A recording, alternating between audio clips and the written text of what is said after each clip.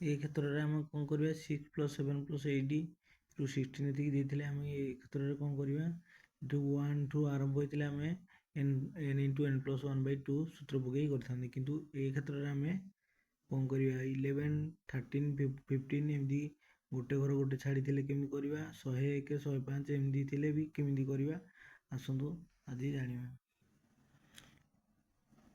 ଏଭଳି ଥିଲେ ଆମେ ମୋଟ ଅକ୍ଷର ସଂଖ୍ୟା ଆଗେ ବାହାର କରିବା। 6 ରୁ 16 ଏତିକି କେତୋଟି ଅକ୍ଷର ଅଛି ତାକୁ ପ୍ରଥମେ ବାହାର କରିବା। ତା ସୂତ୍ର ହେଲା ମୋଟ ଅକ୍ଷର ସଂଖ୍ୟା = ଶେଷ ସଂଖ୍ୟା ମାଇନସ୍ ପ୍ରଥମ ସଂଖ୍ୟା ମଧ୍ୟରେ ଅନ୍ତର +1। ଶେଷ ସଂଖ୍ୟା ହେଲା 16 ମାଇନସ୍ 6 ସଂଖ୍ୟା ମଧ୍ୟରେ ଅନ୍ତର କେତେ, 6 ରୁ 7 ଗଲେ କେତେ 1 +1। 16 ରୁ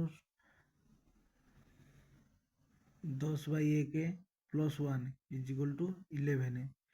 10 କୁ 1 ରେ ହଲେ ସେଇ 10, 10 ର 1 ମିଶିଲେ 11।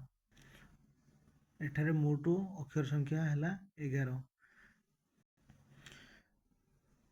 ସମ୍ ଆମେ କେମିତି ସଂଖ୍ୟାଟି ପାଇବା, କେତେ ହବ 6 ରୁ 16 ଯଦି ମିଶେଇଲେ ଶେଷ ସଂଖ୍ୟା ପ୍ଲସ୍ ପ୍ରଥମ ସଂଖ୍ୟା ବାଇ 2 ଇଣ୍ଟୁ ମୋଟ ଅକ୍ଷର ସଂଖ୍ୟା। ସେଥିପାଇଁ ଆମେ ଏଠି ମୋଟ ଅକ୍ଷର ସଂଖ୍ୟା ଆଗେ ପ୍ରଥମେ ବାହାର କରିବା, ତାପରେ এই ସୂତ୍ରଟି ପକେଇଲେ ହିଁ ଆରମ୍ଭ ହେବ। ଶେଷ ସଂଖ୍ୟା ହେଲା 16 ପ୍ଲସ୍ ପ୍ରଥମ ସଂଖ୍ୟା ହେଲା 6/2 ଇଣ୍ଟୁ ମୋଟ ଅକ୍ଷର ସଂଖ୍ୟା ହେଲା 11। 16 ରେ 6 ମିଶିଲେ 22/2 ଇଣ୍ଟୁ 11। 2 କାଟିଲେ 11। 11 କୁ 11 ଗଲେ 121।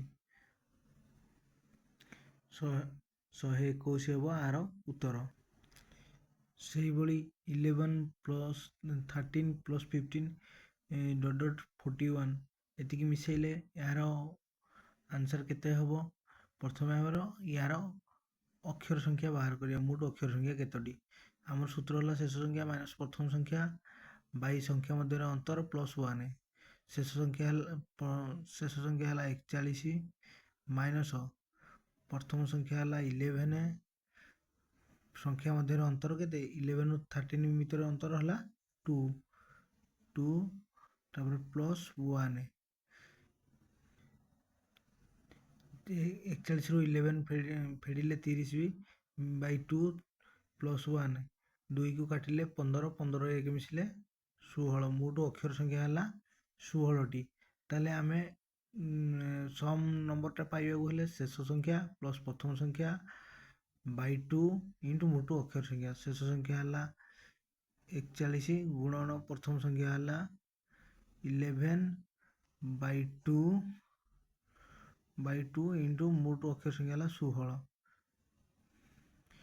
41 ପ୍ଲସ୍ 11/2 ଇଣ୍ଟୁ 16 ହେଲା ମୋଟ ଅକ୍ଷର ସଂଖ୍ୟା।